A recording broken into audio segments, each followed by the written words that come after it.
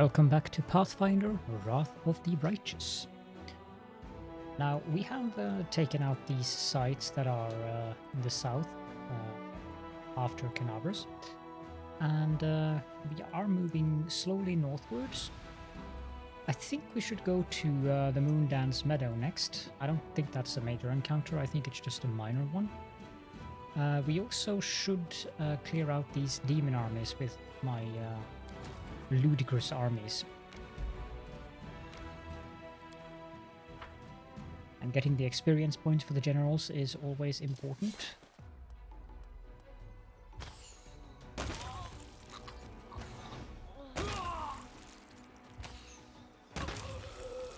I did look up the toy box mod, and I doubt it will be updated for a while. It's a pretty complicated mod, so yeah. The traitors who defected to the enemy's side at Canabras are dead. Erosian expresses its deepest gratitude to the commander. Interesting. Daily income increased by 100 violence points. I think that's just some alchemical / food ingredients. Like those hanged man site thingies that we had in Canabras.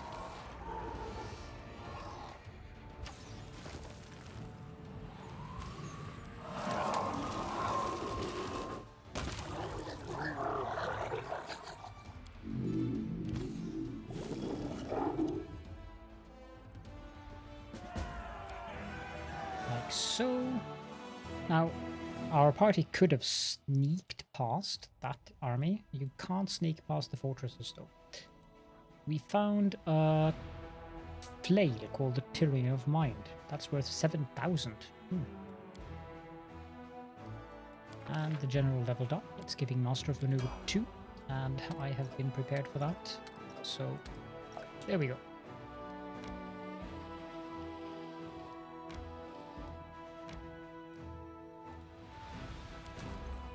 The other army, let's send it northwards. Take out these demons.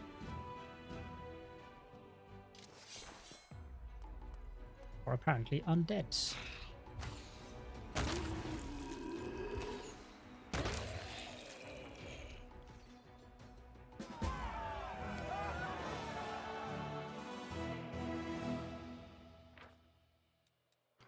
And here we find the Crossbow of Judgment. I vaguely recall that someone in the party is using a heavy crossbow. It might be Social. Level up again. Bless, I suppose.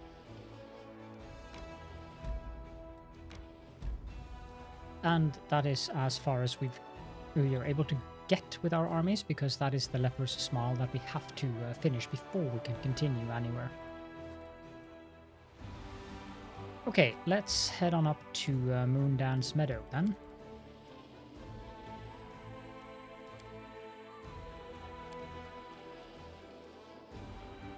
Guess we'll take a nap here.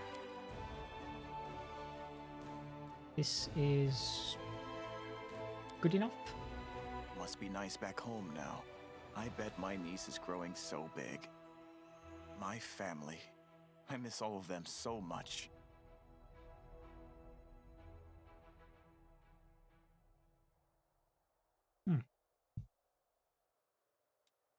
That wasn't too bad.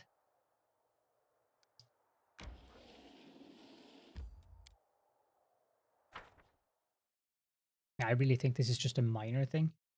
Chili Creek, however, that is more of a large encounter.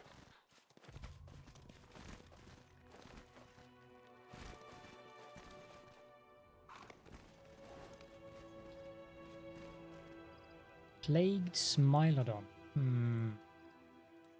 No mistakes. You've crossed the wrong mongrel.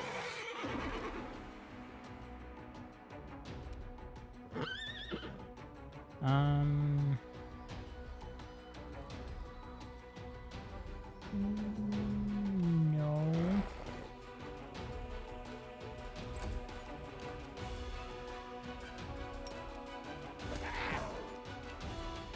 There's two of them actually. You won't survive me.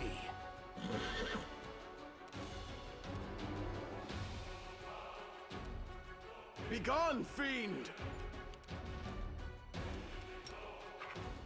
No, I can't charge them. The light, take you! Let's try this way. Think he should be able to kill. No, he missed. That certainly did a lot of damage.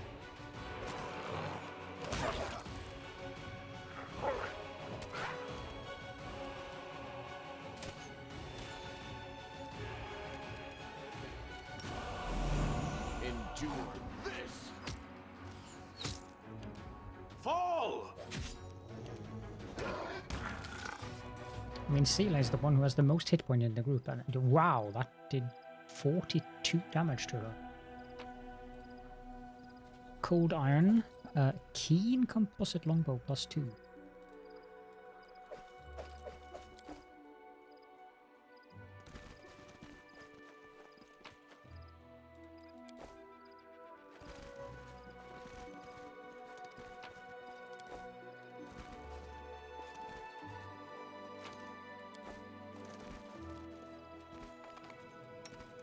I guess we need to heal her.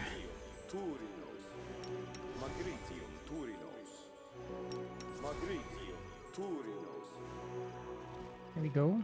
And we can leave the area here. Okay.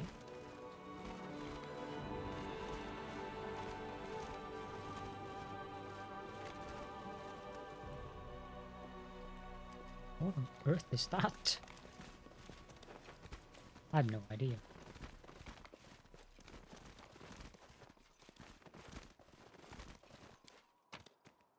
Yep, so that's that area done with.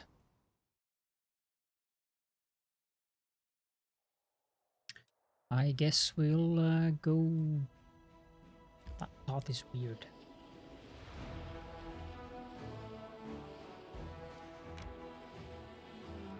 Okay, just go through that. Let's go here, and I guess we'll set up camp here. You're not bad at spellcasting. Where did you study? Here and there, but I give up all my lessons just to be able to drink the way you do and not end up under the table. Burn. A unit of mercenaries serving Horgus Gwyrm has reached the troops with a chest full of gold coin and a message from Sir Horgus to score more victories. Okay. Sounds nice. Let's head on over to Chili Creek. And let's say hello to the skeletal merchant before we do that.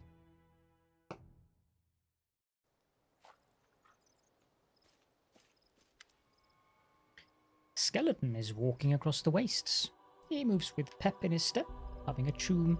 His skull bobs in chorus with the humming, making the coins inside his head clink rhythmically.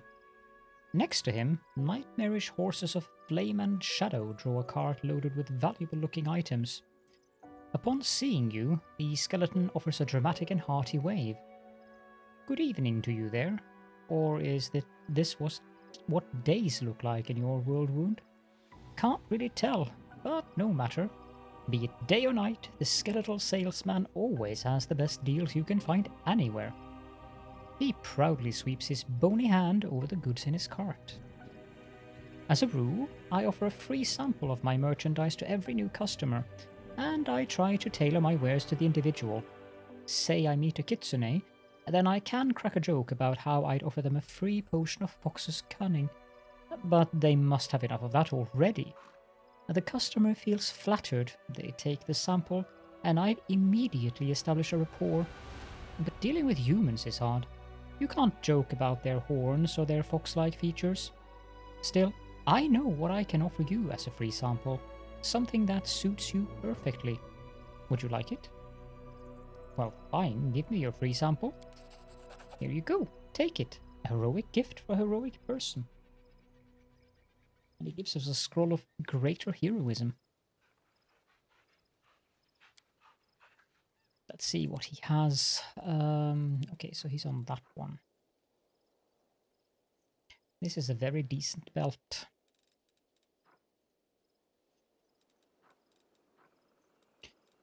I think it is decent enough that we are going to buy it, actually. I'm not going to sell here. I'll do that in camp. Let's equip that belt on Sela. Wait. This one does give bonus to Constitution.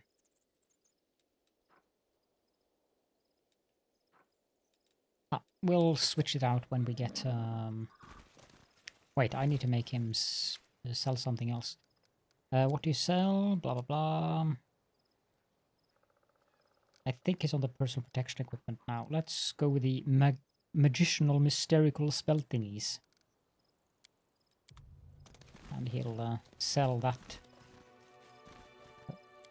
well, category of items the next time we meet him.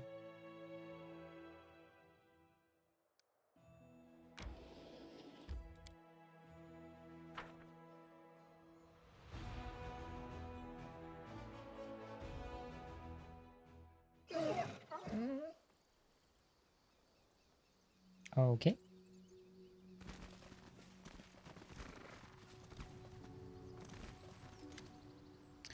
Jer now walks thoughtfully around the grove. He pauses in front of a few trees, lingering there for some time. He seems to be examining something carefully.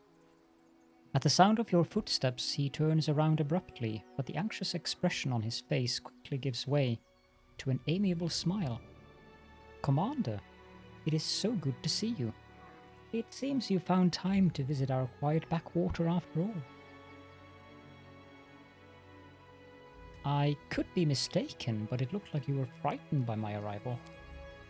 Oh no, you startled me, that's all. It's my overactive imagination. I still can't get used to living in such a small village. The town where I grew up was a good deal larger, and it was located near a trade route, so there were always lots of new faces and plenty of people bustling about. Here, though, it's different. The moment you step outside the village, you're all alone. You can walk for miles in any direction with only the birds and animals for company. This is, of course, the way Erastil teaches us to live, but truth be told, it still makes me feel somewhat uncomfortable. Why were you looking at those trees? See for yourself.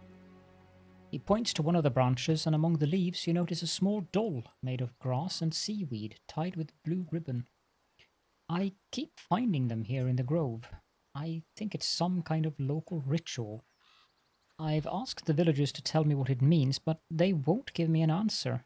I just don't understand the reason for all this secrecy. How do you like living in the village? I'm getting used to the way of things. I still get the occasional sidelong glance from the locals, but that's not surprising. After all, I'm just some stranger who decided to show up without an invitation and settle down in the village. But the church warned us about this. Such caution is to be expected at first. I just have to do my best to earn their trust. I heal, I purify the water, and I give blessings. Sooner or later, they will accept me as one of their own. What do the locals think of Erastil? They're indifferent. They are pragmatic people, you know. They don't have time for theology.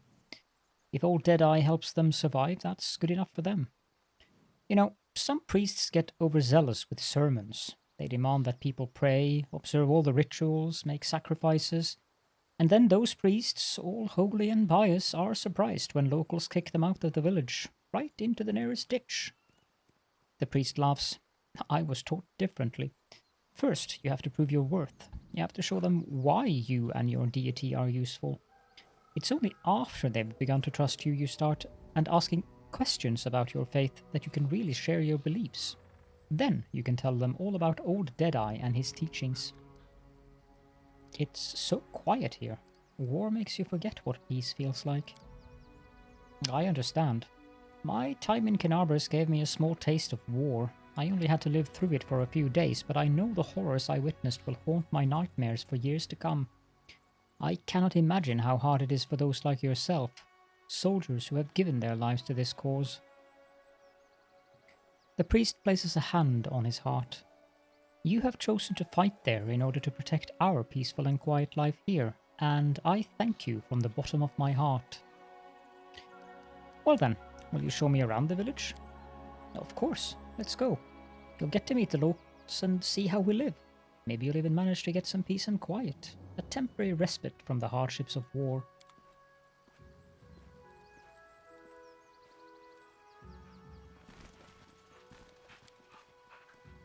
A straw doll, clad in a small, skillfully embroidered light blue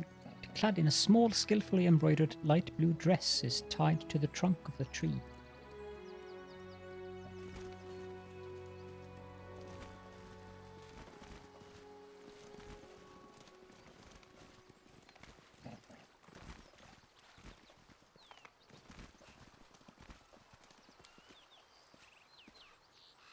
A piece of grey ribbon hangs from the branch.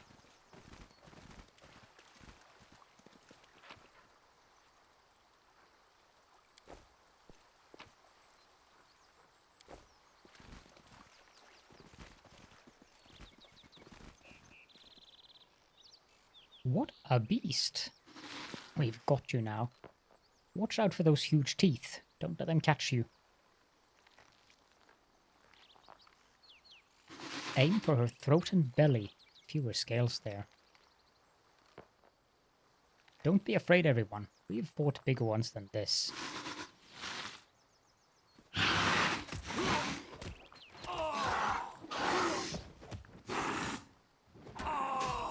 Our victory is certain.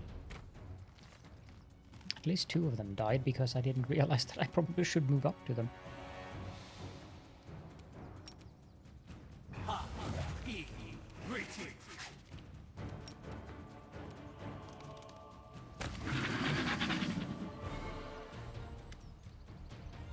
That'll teach you to mess with us. A man with green eyes, the broad shoulders of a swimmer, and the calloused hands of a fisherman shakes his fist at the beast's motionless carcass. Something's got them all worked up. That's the 2nd time they've crawled out this month. So, let them come. A woman, her eyes the same shade of green as the fisherman, smiles at you. It's not the first time, and it won't be the last. But what's it matter? They can't hurt us, and we can use their hides to make a lot of waterproof coats and cloaks. Markill, Melissa, I'd like to introduce you to someone. This is Cal, the commander of the Crusade. He's the one I told you about. Ah, a real hero in our little backwater. It's so nice of you to drop by. We've never had anyone so important come to visit. Heroic acts are important, but sometimes it is good to leave the front lines and talk to ordinary people living ordinary lives. Anyway, welcome to Chili Creek. Oh, stop it, I'm not some important guest, just a mortal like you. That's right. 2 arms, 2 legs, no horns or halo or fangs or pointy ears. Just a normal human. But your reputation precedes you. Our priest here has told us so much about you. We couldn't help but admire you. Hydras are usually far more dangerous. That beast was not at his full strength. I can tell you have an eye for such things. Well, of course he does. He's the commander of the Crusade. He probably could have told you all that with his eyes shut. Melissa smiles at you. It's all thanks to our mother, Icy Rill. She takes care of her children and won't let anyone hurt them. She fills our nets with fish and drives away the monsters. That's right. And if she doesn't drive the beasts away, she'll weaken them so we can kill them and harvest their hides. Icy Rill? Who is that? She's right here. Markill nods toward the river. Did you think this was the Seln? No, it'd take you half a day's rowing before you reached that river. It's big to be sure and very important. The Seln flows through at least a dozen countries. But where would the great Seln be if it wasn't fed by thousands of little streams and creeks, just as our dear Icy Rill? The people of Chili Creek hold the river in great reverence. The priest's observation is matter-of-fact, but you notice his voice sounds a bit strained. How can we not? Our whole lives are built around the river, from the wedding wreath we send down its stream to the funeral boat that floats away on the waters when the time comes. Our mother, Icy Rill, feeds us, gives us water, protects us. With a kind smile, Markill casts a sidelong glance at the frowning priest. The gods are far away, but our icy rill is right here, so we treat her with respect. The two of you look very much alike. I assume that you are related? Right you are. Markill ruffles Melessa's hair. She laughs and tweaks his nose. She's my little sister. Takes after our granny. May her memory never fade. She was always restless, couldn't sit still, and Melessa is just the same. She's always up to something. And you took after our grandpa. May the river silt be his featherbed. You're as brave as he was, and just as stubborn. You two looked very confident when you were giving orders to the other villagers during the fight. Are you in charge here? Well, how should I put this? Our village is too small for anyone to be in charge. We just happen to know a thing or two about using a weapon, so if some nasty creature comes crawling out of the river, we give the orders. But when it comes to fishing or fixing nets, we'll be the ones following orders. We're not an army, and there are no officers here. We all live together, solve our problems together, and serve the icy rill together. Although, truth be told, it's only been in the last few years that people have really started listening to us. Before that, villagers kept to themselves, and no one wanted to go poking their nose into anyone else's business. When we first came up with the idea to start trading on the river, the other villagers stubbornly dug in their heels. But after money and goods began to flow into the village, they changed their minds. Yes, the village has been growing. We're getting to see all sorts of things we had only ever heard about before. The year before last, we had a fair, and people came all the way from Canabras to attend. Then a priest came, and we'd never seen one of those before in these parts. And now, who'd have thought, the commander of the Crusade has decided to pay us a visit. What are those grass stalls that hang from the trees in the grove? A shadow passes over Markill's face, and he looks away. There's nothing much to tell, really. An old local custom. It's just a ritual, Melessa adds in a low voice. No one seems willing to share any further details with you. How is life in the village now that you've got a priest? Not much has changed, Markill shrugs and smiles amiably. He's a good lad, he does some healing, never bothers us with sermons. Why, he's even learning to fish in his spare time. He also knows a lot of songs, and when he sings, it makes you want to sit and listen. Melessa smiles archly at the priest, and he blushes. The Worldwound is not that far away. Have you ever been attacked by demons? No, we've never seen any. Our mother, Icy Rill, keeps us safe. She would never let such abominations get near us. Oh, thank you for letting me know a little bit about you and the village. Back to the front. Melessa shakes her head sadly. I can't even imagine the nightmarish creatures you have to fight there.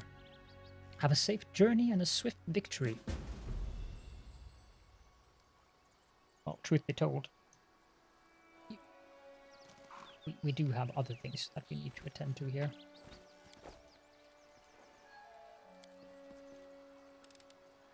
Pretty good, aren't I? Oppressor's gloves. +2 bonus on persuasion checks made to intimidate. In addition... Oh, that is nice. Persuasion checks, that should go on Cal.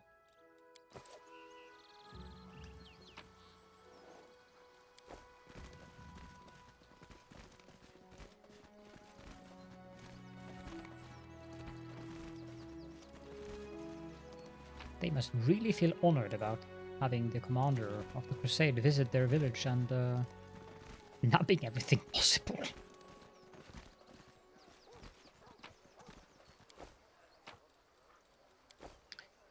Godspeed salad, eh? Well, there are several recipes that I haven't copied yet, so... Speaking of which, I probably should start using that.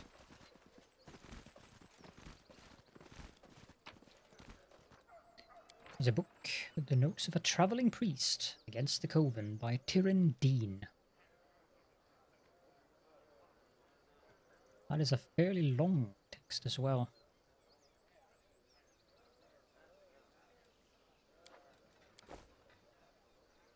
Does Jernau has anything else to share? Yeah. This is the way we live out here. We are not wealthy, but things are at least relatively quiet. Why were you examining those trees back in the grove? There are little dolls made of grass and seaweed tied to their branches. They are everywhere, dozens of them. I've asked the villagers what they are, but they just mutter darkly and walk away. I simply don't understand. What is the purpose of this ritual, and why is it being kept secret? How do you like How do you like living in the village?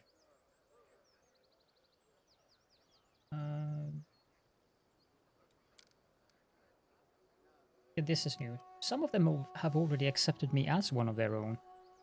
Melissa really likes my song. We see each other every day. Either she'll come to me or I go pay them a visit. Markil always frowns when he watches us together, but she doesn't seem to care at all. She just laughs sweetly and stares at me with those big green eyes. You know, the priest smiles dreamily. There was a reason Erastil guided me to this village. Meeting this woman was worth the long journey, the horrors of Canabras, and all the hardships of a fisherman's life. Yep. Yep. This one is interesting though. When Crusaders are near the Worldwound, they often experience nightmares when they sleep.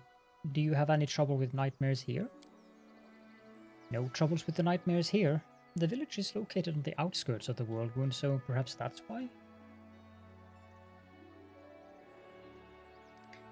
I'll see you later, Jernau. Erastil help you.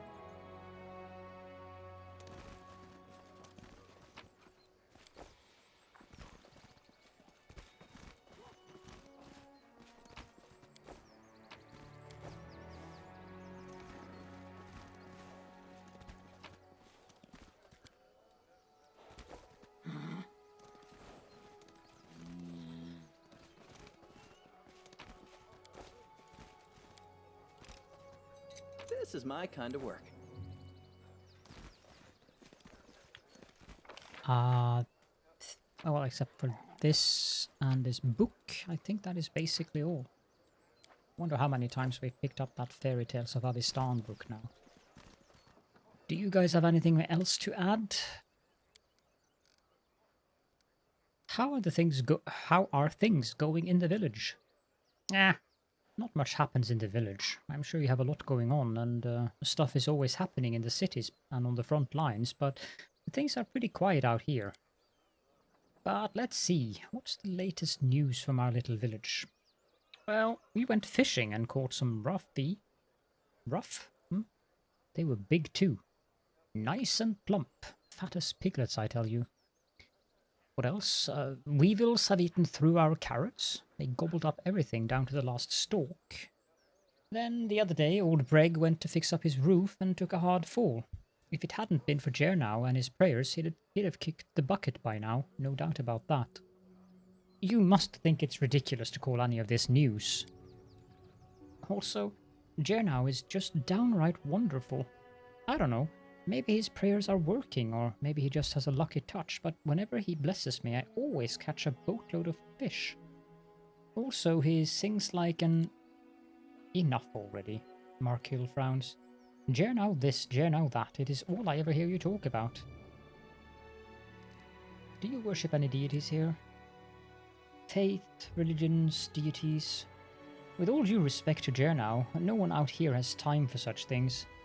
Maybe people in the city can go around saying prayers and listening to sermons, but in a backwater place like this, we're just doing what we can to survive. There is only one provider and protector for us, our mother, Icy Rill. Markil nods toward the river. Yeah, the river doesn't care about prayers or sacrifices, and if the Icy Rill wants something in exchange for her help, she just takes it without asking. Melissa stares pensively at a piece of driftwood as it's carried away by the current. That one we've already taken, I think. I was like the village knight priest. Yep. Brass dolls, they don't look at that. Mm-hmm. How do these guys have any nightmares? I don't know what you're talking about, if I'm honest. I sleep like a dead man. Nothing to complain about.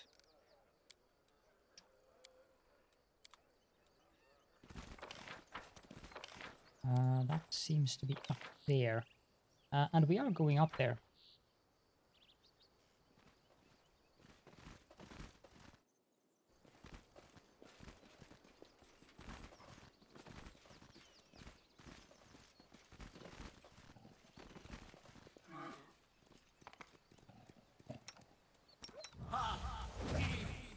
Yet another obstacle.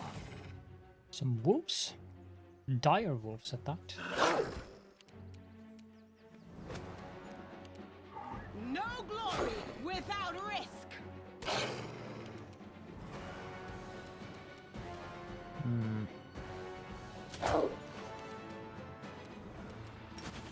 Make every strike count.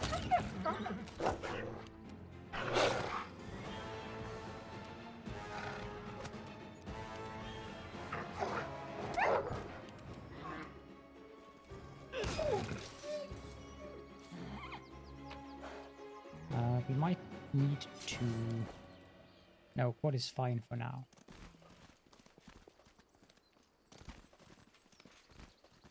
We won't fall here.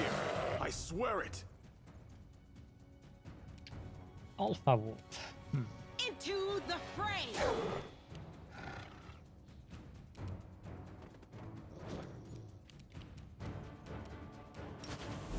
You've crossed the wrong monk.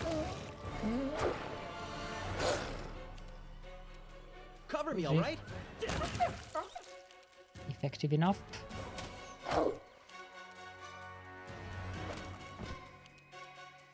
I will bring down the divine wrath. That sounds very dramatic. This will hurt.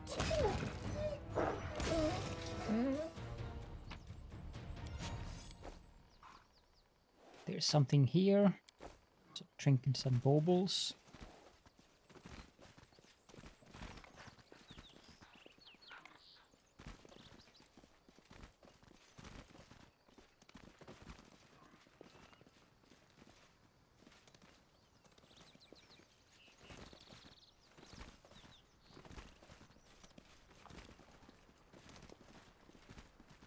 And apparently the wolves killed this elk.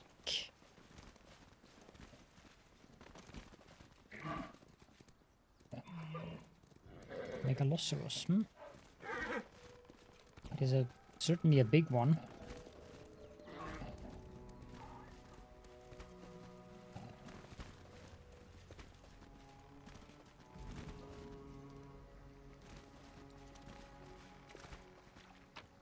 Pick up that.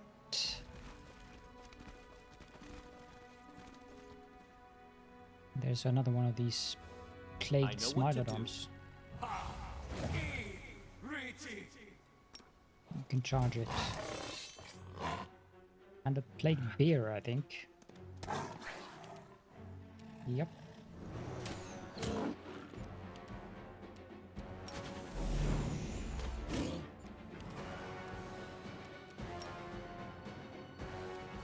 The Inheritor, guide my blade.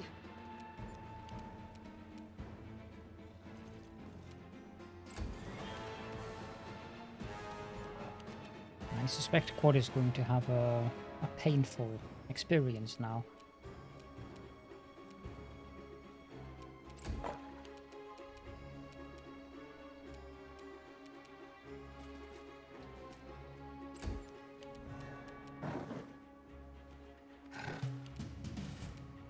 Okay, so that's the actual first round of combat. But both the bear and the Smilodon are before the rest of our party. Oh dear. You won't survive me. Turn off that. The light take you.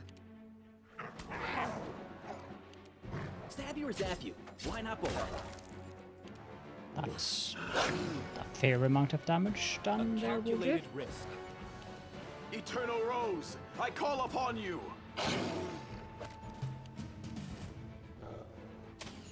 Tripping that thing seems rather impossible. Demon Plague. Endure this!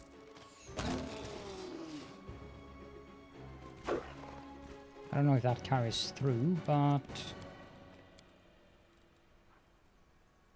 does. Together we stand. Let's see here. Lay on hands, other. That did not remove it. Do I have Cure Disease?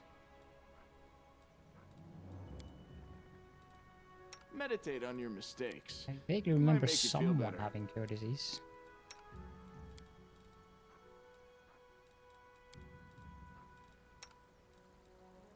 Ask nicely. Always be ready for the worst. No reason to pause.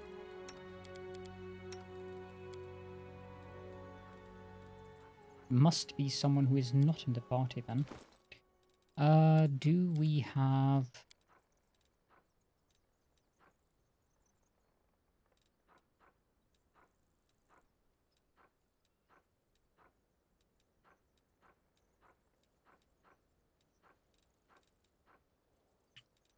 let's see here, restoration. Does restoration take away diseases? No.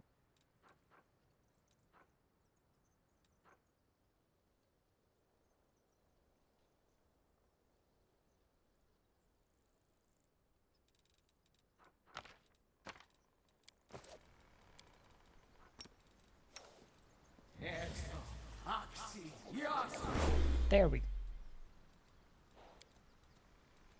Should probably also pop down a few cure spells on that poor horse there.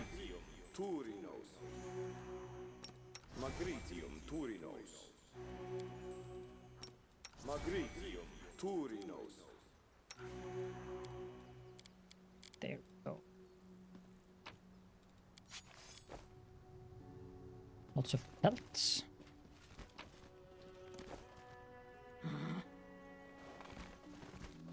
And I think that is about it for Chili Creek.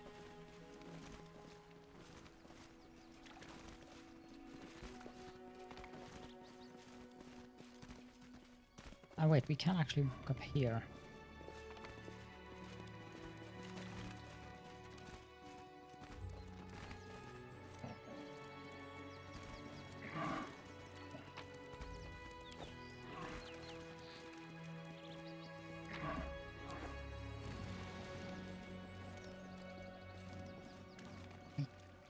But I don't think there's any other encounters here.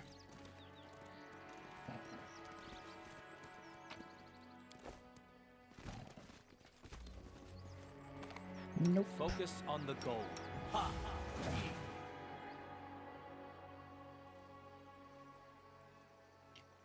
Casting haste just to make sure that things go a little bit faster when we travel all the way back down there.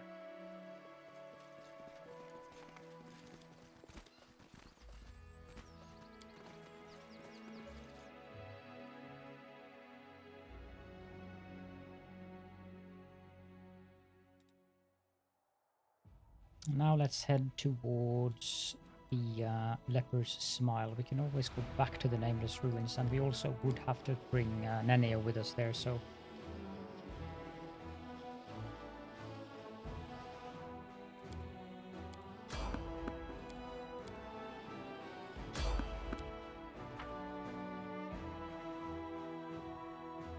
Ah, yes.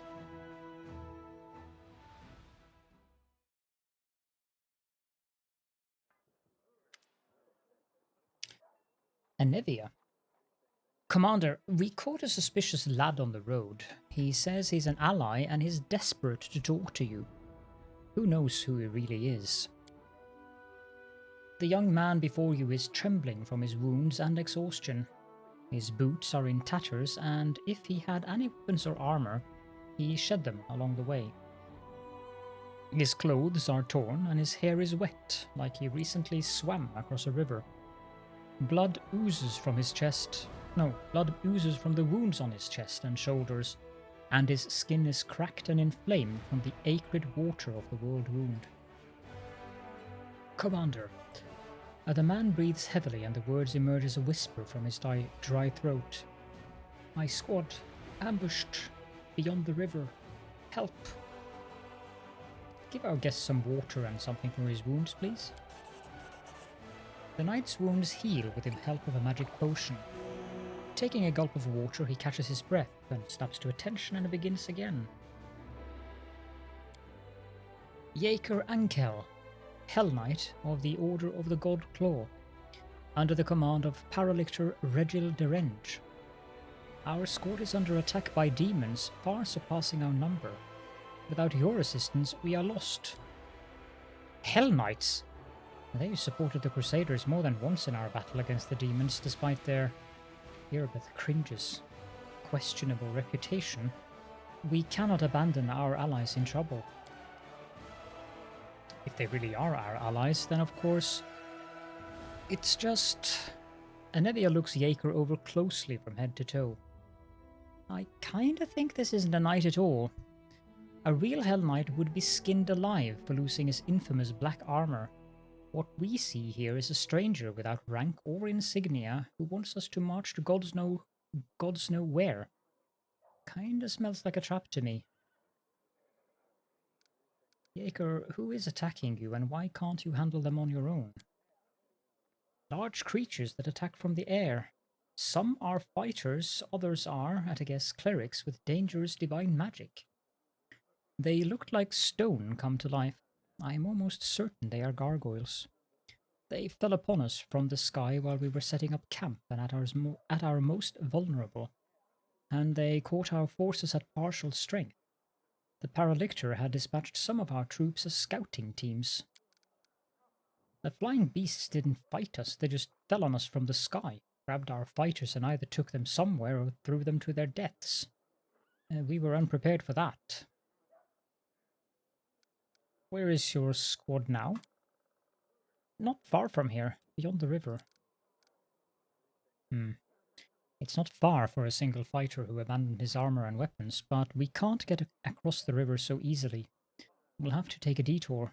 Even if we can save anyone, it will seriously delay our offensive on Dresden, and will give the enemy a chance to prepare. We'll take the risk and try to help them. Thank you, Commander. Our forces are here. The knight points out the location on your map. The situation is critical. Please send your reinforcements as soon as possible. I will go ahead and meet you there.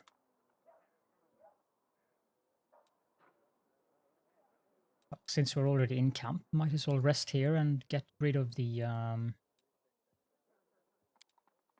lived corruption. on the streets and you never once stole nothing?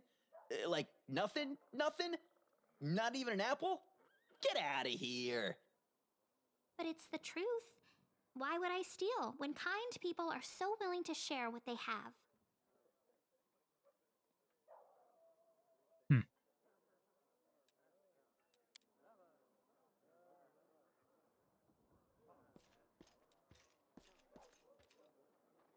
Since our party had medium encumbrance, I think I'll quickly sell some items here.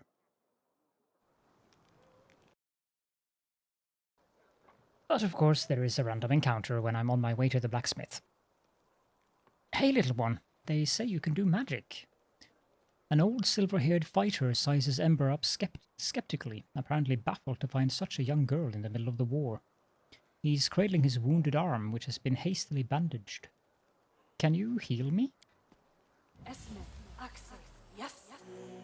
Of course. Ember whispers a spell and touches the bloody bandages. Thank you. That's so much better. The soldier rips up the blood-caked rags and strokes the healthy skin underneath them. How old are you? You're only a child. I have a granddaughter at home just like you. Oh, little girl, how did you end up here? What are you doing here in the thick of it with us? Ember gives him a light-hearted smile. I'm just like you. I came to the thick so that the thick wouldn't come to the other kids, like your granddaughter. Well, I'll be so little and yet more courage than some officers. The old man runs his rough hand over her hair and she smiles at him again. The crow on her shoulder rubs its head on his hand like a cat. Talking to you takes a load off my mind. I reckon it's not just my arm you healed. The soldier leaves, shaking his head pensively. Ember waves happily, then turns around and notices you. Hi! They often come to you for help like this? Ember shrugs. Demons keep hurting them. I keep healing them. But you know, it's surprising. So many soldiers come to me. They say I bring them comfort, that I give them strength. But I don't do anything like that at all. I only talk to them nicely. I'm just a feather-brained little girl. What if something I say is wrong? Maybe I should keep quiet. But I can tell that my words make them feel better. I guess I'm confused. Don't second-guess yourself. You're helping all of us. The soldiers, our companions, and me. You think so? I think I'm just wandering around saying silly things. She taps a scarred finger on her cheek and then breaks into a smile. All right, it must be true if you say so. Okay, can I get to the blacksmith now? I can.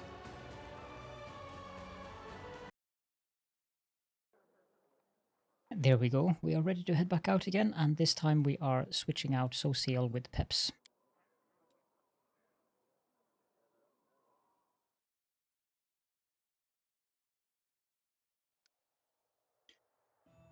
And we'll head on southwards towards the reliable Redoubt.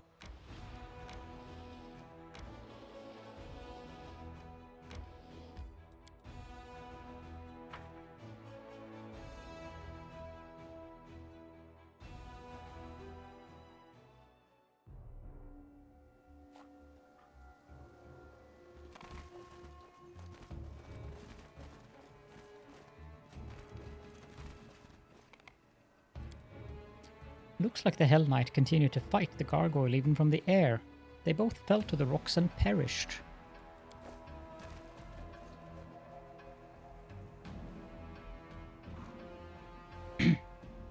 Commander, come here, quickly.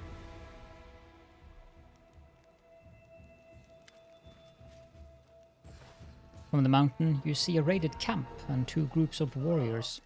One wearing white and yellow armor, the other in black. They are led by a tall man in white priest's robe. White priest's robes. Some of the warriors glance around fretfully, their weapons shaking in their hands. You hear the screams of gargoyles from above, and the beasts are approaching the camp. Quickly, evacuate the wounded. The beasts are about to strike again. Use cloaks as stretchers. We've got to make it through. Paralictor, your people will have to cover us while... 2 more minutes left out in the open, and neither you nor I will have any troops left to order about, Crusader. But the wounded...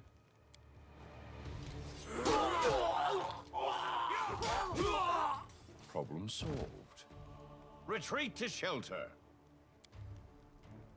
If the man in white has anything further to add, his words are drowned out by the shrieks of gargoyles as they fall from the sky.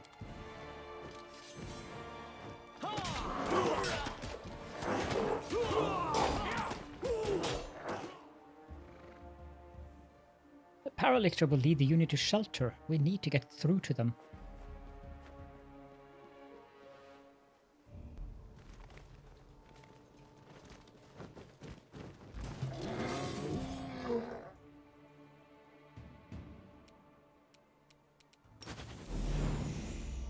Make every strike count.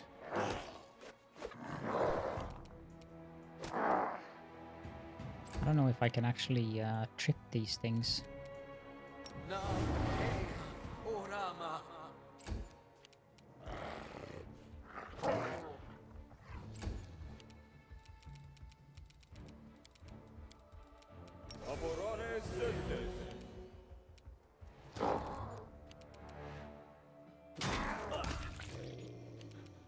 Into the fray!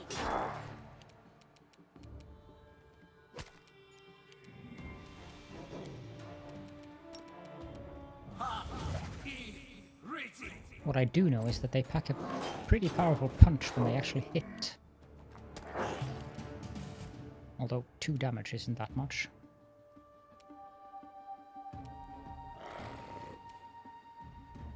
You've crossed the wrong mongrel.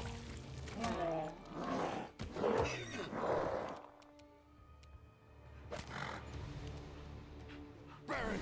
Slice! Behead!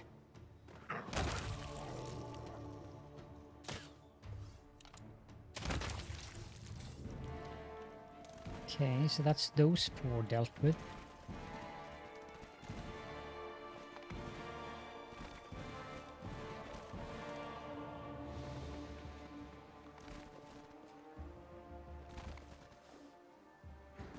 Did we find trouble?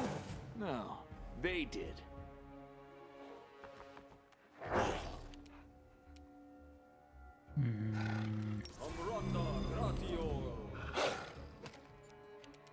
Distract them from me.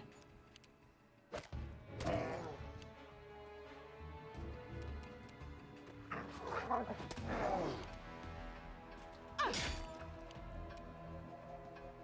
expected outcome. Smite good, eh? May I see your entrails, please? You really want to see the entrails of a gargoyle? Oh. You won't survive me.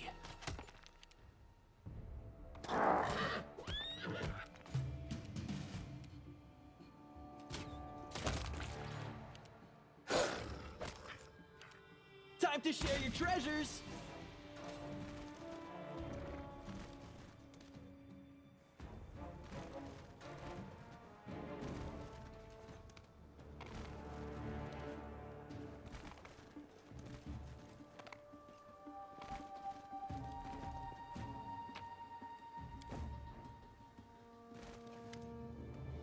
The sight before you is at once macabre and picturesque.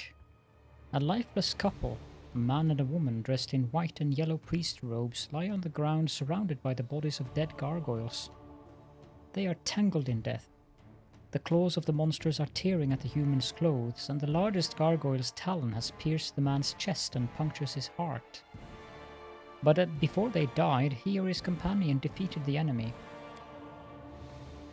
Suddenly, the woman opens her eyes. She doesn't look at you, but stares up at the Worldwound's horrific sky. Her pale lips open.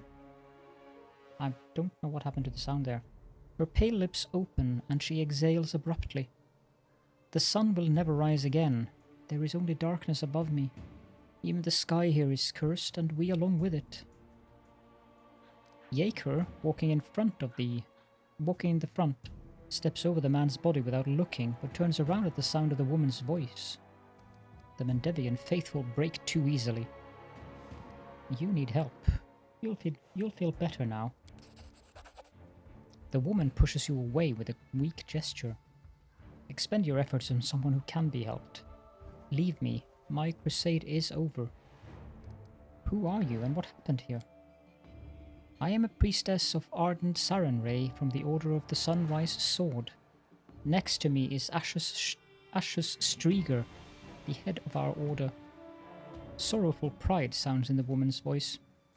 He has led our forces on raids to the Worldwound many times, but this campaign, the gargoyles attacked a few nights ago, a vast number. We've never seen anything like it. Ashes organized our resistance with great skill, but while the monsters were distracting our fighters, a small group of them raided the camp and took our supplies. We were left without food and water in the middle of the Worldwound, where it is nearly impossible to find provisions. We shared the last crumbs of our supplies and set back off the way we came. Everyone was suffering from hunger and thirst. We grew weak and could barely fight back when the gargoyles struck a second time. They snatched many of us away. I saw the pain on Ash's face as he counted the losses, but he managed to rally us. We continued our trek and soon came across traces of a recent battle. Someone had destroyed a troop of demon worshippers. In our desperation, we decided to follow the strangers to warn them of the gargoyles and seek their help, having no idea that they were Hellknights. But we received only scorn. Every gulp of water in my unit is accounted for, they said. They spared us 2 flasks and a sack of dried bread. They said we were allowed to keep the sack to use as bandages. 2 flasks between all of us. A sack for bandages? Hellknights. Sela curls her fists, almost grunting through her clenched teeth. I'd rather ally with a flesh-eating, poisonous wyvern. Don't expect any goodness from those black tin cans. If you meet them, count yourself lucky if you don't end up nailed to the nearest fence post. A leader has to take care of their own tribe first. All the scandalized gasps, how could you do such a thing, suddenly fall away when you're first faced with a hard choice. Are you going to take food out of your own child's mouth to feed a starving stranger? What happened after that? The gargoyles attacked. Despite how the Hell Knight Paralictor had treated us, Ashes endeavored to help them and had us carry their wounded. But that monster had them slaughtered. Ashes was beside himself. It is difficult to conceive of such evil. He told our people to go with the Hell Knights to find shelter while he stayed to cover our retreat. The woman exhales softly. He was a strong cleric, but as he treated our wounded, he neglected himself, and he paid for it. If you feel you cannot be saved, then rest in peace, sister. May Sarenrae accept your soul. I don't know if I'm worthy of standing before her. I surrendered and now I'm dying, not as a crusader, but as a crushed insect. But that's for her to decide, not me. May the will of the goddess be done. Remember me in your prayers, brother. Let's hurry. The gargoyles could return at any moment. I'm not exactly very impressed by these guys. My tail is restless. Prepared.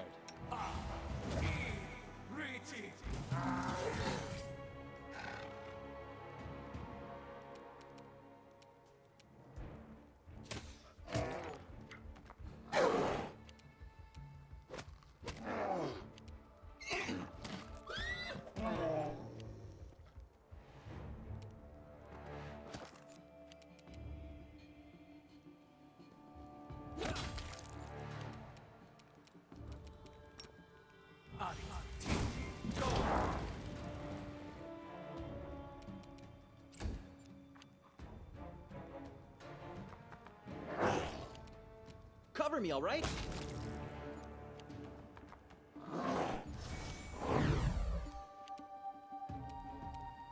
No glory without risk! I'm going to use that.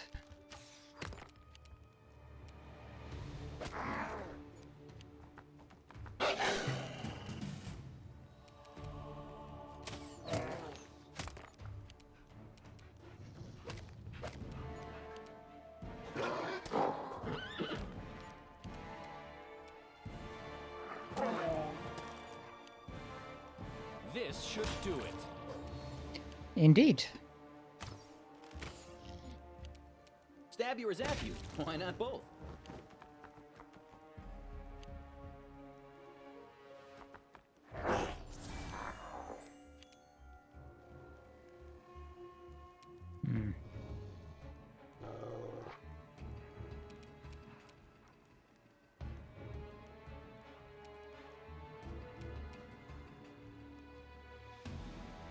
I don't know if these are outsiders.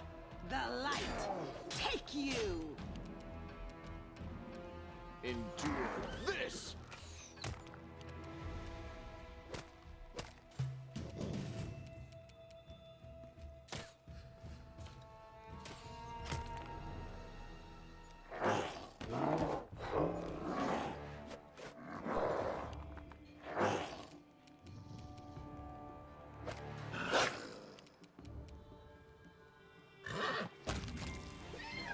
Whatever they are starting to annoy me now. They have damage reduction, so... Let's try this way.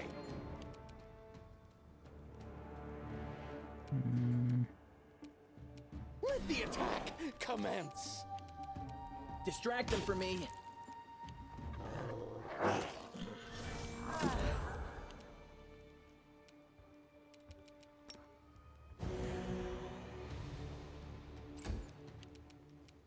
Make every strike count.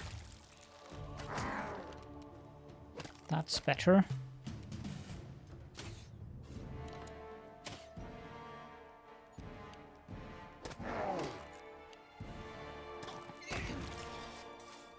And that's finally all of them down.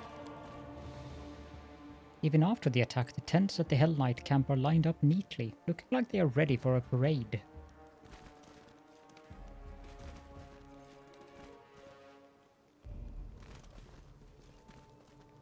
Apparently I'm not allowed to loot that chest. I'll just take all of it. Is it the angle? Nope.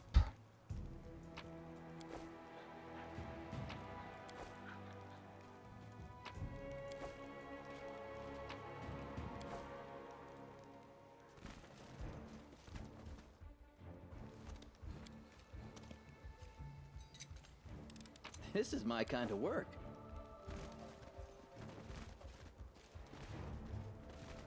I have no idea what's up with that crate. Might get the contents when we leave the area later on.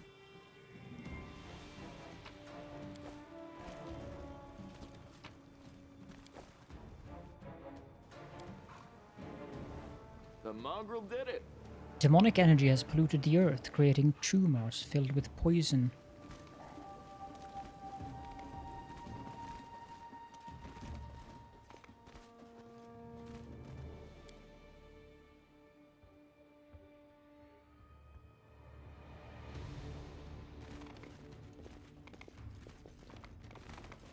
Knight Commander, I presume. Your glory precedes you. I am Regill the Hellknights, Paralictor of the Order of the God Claw, and temporary officer of the joint unit of Hell Knights and the Order of the Sunrise Sword. You and your people should take positions. The gargoyles are regrouping. We expect they will attempt to break through in 5 to 6 minutes. Did you really just give 2 flasks of water to the Knights of the Sunrise Sword suffering from thirst, and a sack to use as bandages? Standing behind his commander, Yaker rolls his eyes. I spared them the exact volume of resources I could sacrifice without risking my own people. However, the situation has developed, and I've already ordered they be given additional supplies. They are temporarily under my charge, and I can use their forces to rebuff the attack. They'll work for their water. In a place like the Worldwound, we all need to stick together, even if that means sacrificing something for a comrade. Noble Ashes and his Sunrise Swords have already done so. And this is what it led to. That's right. The chief is responsible for his own tribe. If he decides that he's responsible for the whole world, his own people will come to ruin. And if he wishes that someone else was responsible for his people, that means he's not fit to be chief. We are very much in disagreement on this one, Lan. Regill's harsh words cause a whisper among the knights in white and yellow. I saw you ordered your own wounded to be finished off. Indeed. The gargoyles were clearly trying to capture as many prisoners as they could. I don't know the reason behind these abductions, but I'm not about to give the enemy what they want. That is why all my people were ordered not to be taken alive. And as for the wounded, we didn't have time to get them to safety anyway. Can you hear yourself? For the sake of principle, in order not to give the enemy what they want, you killed your own wounded. Helpless subordinates. Why does anyone still follow you? Because we are Hell Knights. We know our duty. Only someone who's never been responsible for the lives of others could feel any outrage at this decision. The wounded couldn't be saved. What good would it do to anyone if the rest perished along with them? You won't get away with this. We can discuss our differences as soon as the gargoyle problem has been resolved. Speaking of which, here they are.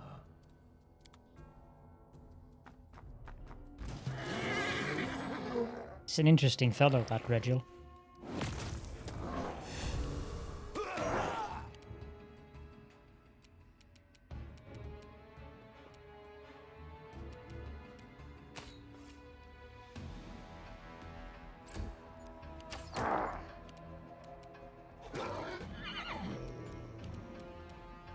To the fray!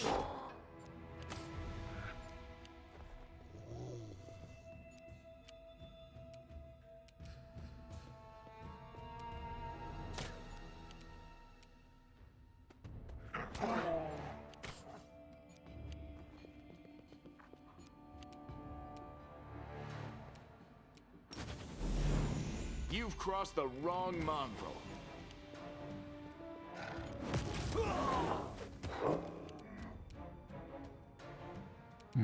Let's use that.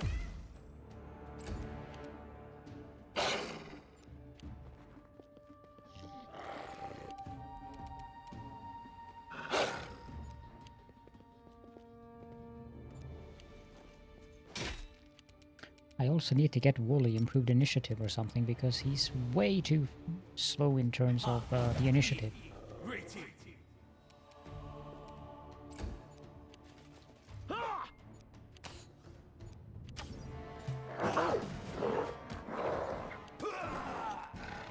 Die! Die! Die!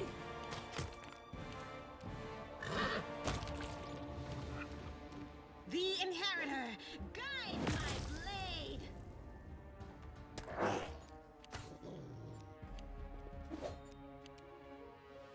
There's a lot of things going on here now.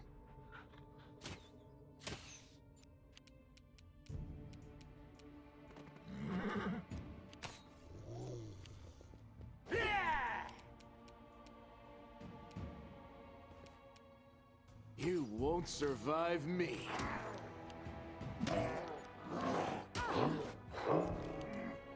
Time to share your treasures.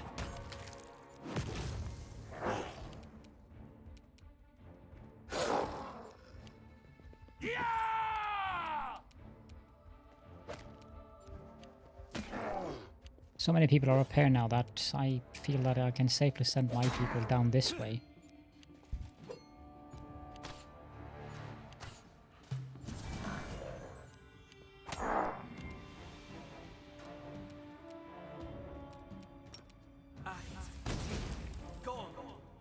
Of course, a critical miss.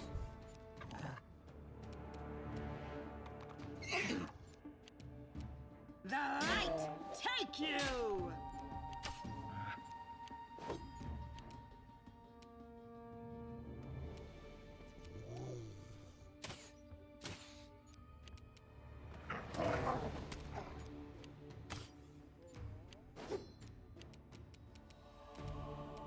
Endure this!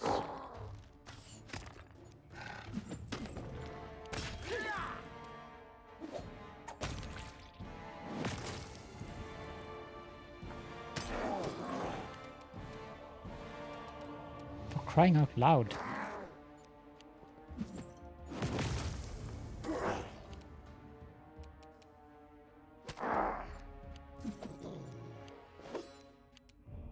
This will hurt.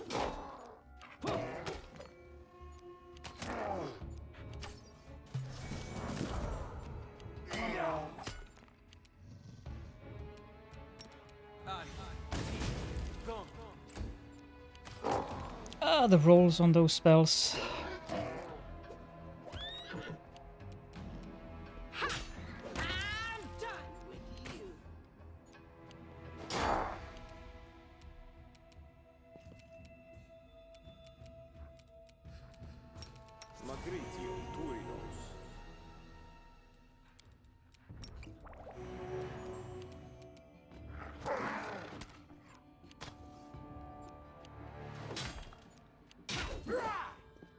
Yeah, okay.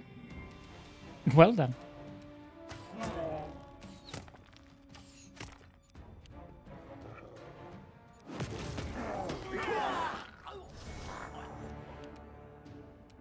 Cover me, all right?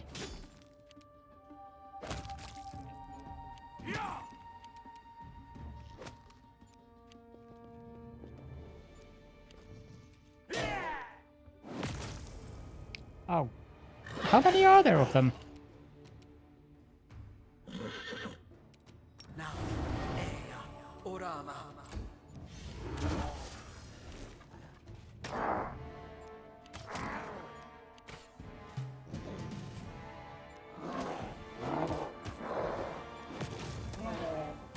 They really wanted to get Cal down, that's for sure.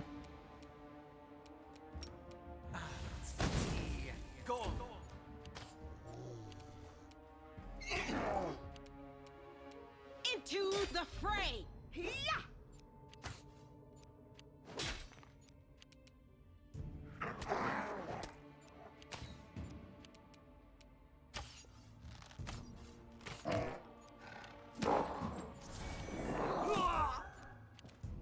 Stab you or zap you? Why not both? Critical 35, that's nice.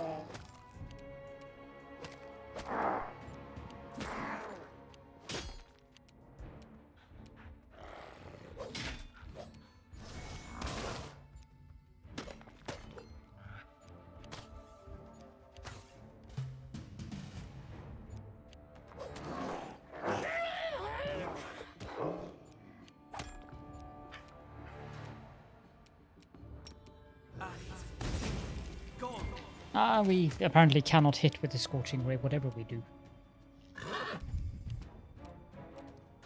The Inheritor, guide my blade! I might just be really unlucky with it, but still.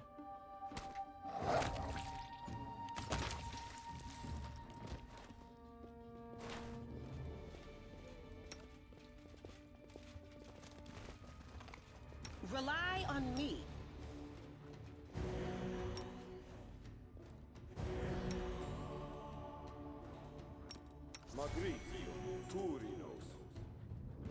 Let's loot these guys. Headband of Inspired Wisdom +2. I don't really need that, but Social can use it. Where is Regill? There. Regill gracefully stows his weapon and places his hands behind his back. You two, check the area. Mark any potential shelters that offer protection against aerial attacks. Quartermaster, inventory the remnants of the camp. I want to make sure that the gargoyles only abducted people and weren't interested in anything else. Send messengers immediately to our scout squads and order them to return to camp.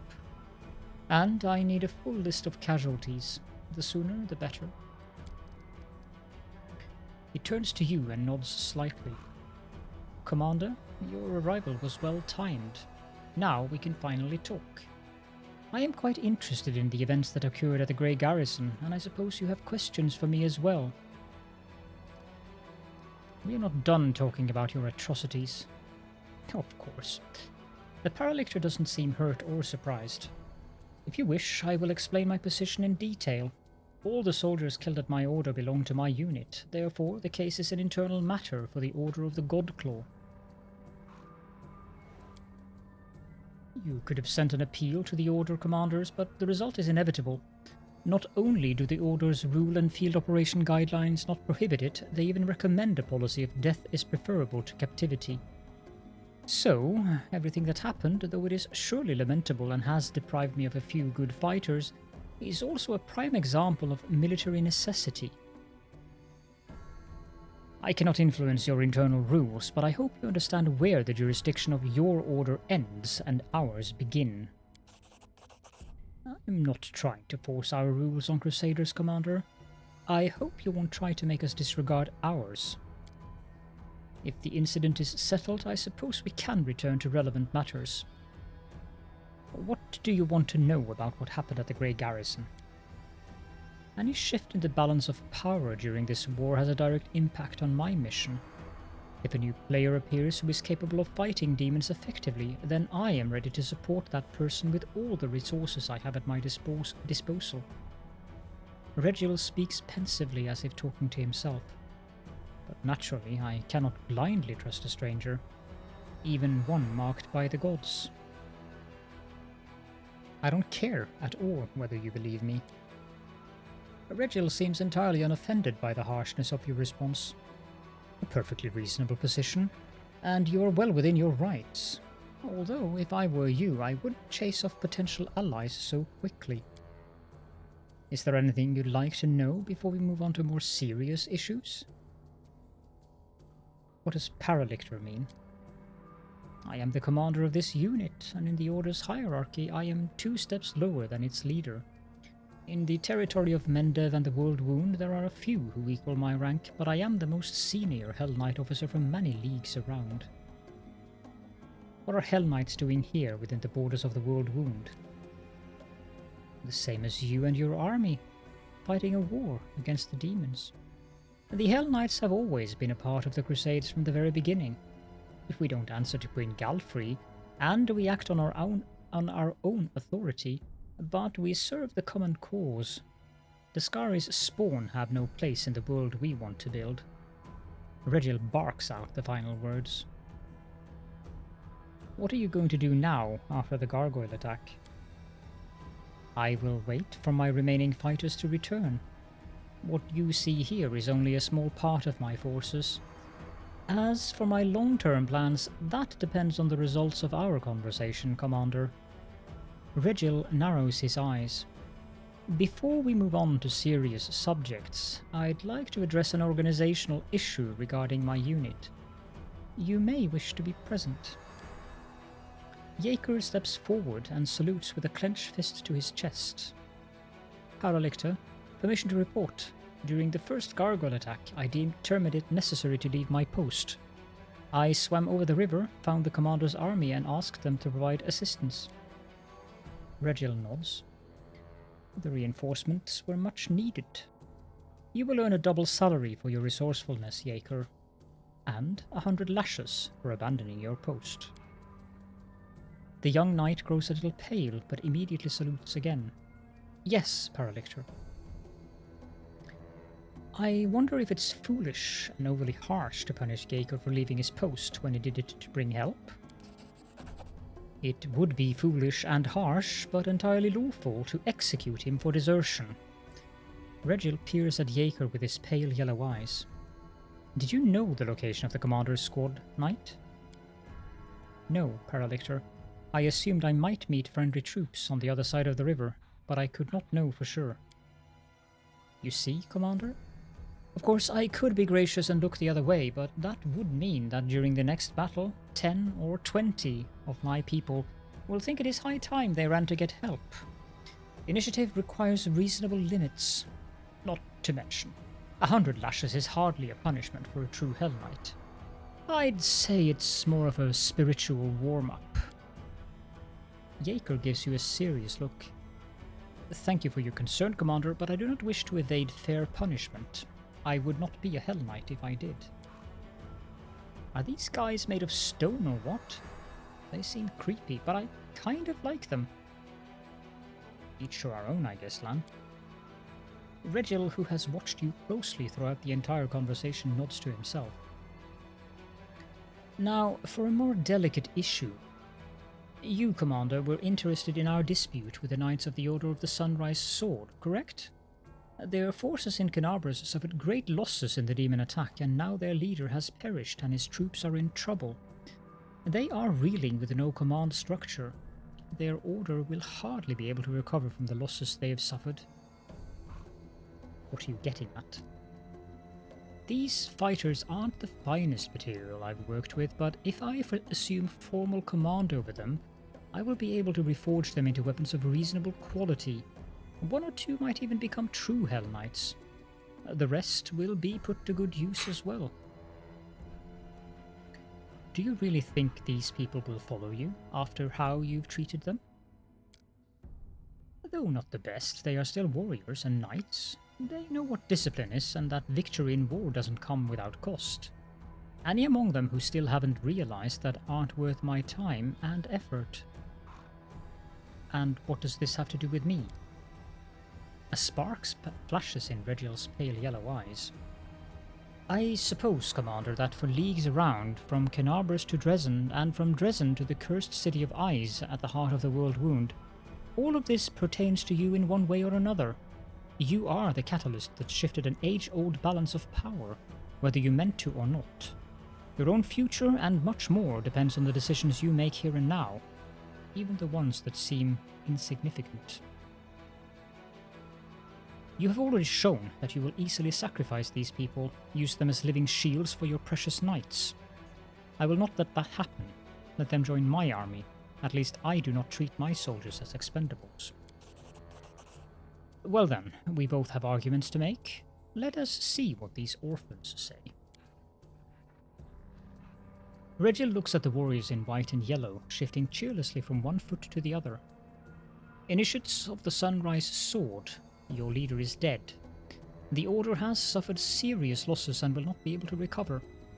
You may return to Mendev to join another Crusader Order and hope that they don't meet the same fate as the Sunrise Sword, or you may remain under my command. I will not promise that it will be easy or that our war-making will be constricted by your principles. What I can promise is this. Under my command, you will never again feel like helpless mice in the talons of a ravenous raptor. Does that mean we've worked off the precious resources you've spent on us? The water, medicine, and bandages? Yells one of the knights in white and yellow. I wouldn't make such an offer if I thought you were useless garbage. The initiates of the Sunrise Sword consult with each other for a time, and then one of them, a young woman in knight's armor, steps forward. Your methods of warfare and your treatment of your allies goes entirely against our ideals, Paralictor. Commander Cal has already said to you everything that should be said. We have decided to follow the commander in his march on Dresden. As you wish. It's difficult to tell from Regill's face whether he's disappointed or not. Well then, Commander, let us proceed to the main question and then put an end to this exhausting conversation. We should discuss the cooperation between your forces and my own. We do share a common enemy and a common battlefield. My army and I are going to Dresden to free the city from demons. You can join forces with us.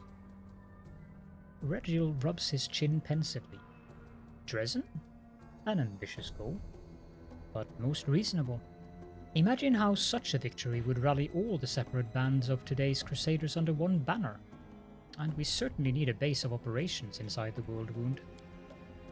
I stand ready to support you. Moreover, I can accompany you in your campaign. However, I would remind you that Hellknights are outside of Mendev's jurisdiction. My unit and I will join your forces and obey your orders, but only for as long as I deem that our goals coincide. Hell no, we don't need the likes of these black-armored statues. I don't want to fight side by side with someone who will slit my throat if I'm weak and wounded.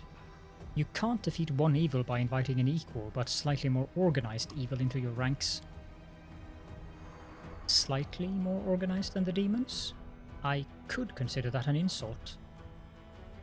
I've never dealt with Hellknights before, but from what I've seen, they are serious fighters. That's just what we need. And just think how that armor will look in the paintings they'll make about our battles. Well, I'm not going to turn them down, so it's a deal. Yes, Commander.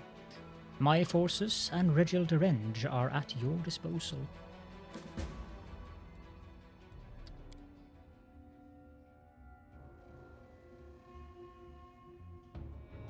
They are rather useful if you are actually playing without cheating obscenely in the Crusade thing. The Hellknights are very useful. Even if don't blame me. Their methods might be a bit distasteful. We're still alive. We're still alive. Praised be Sarenrae. The skeleton of a man wearing armor from the time of the First Crusade. It's holding the skeleton of a child with strange proportions and animal paws instead of its right arm and leg. Ring of Protection +2.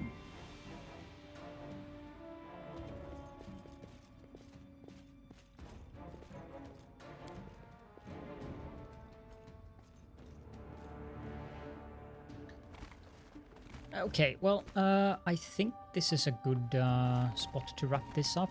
This is the longest episode we've had so far. Oops.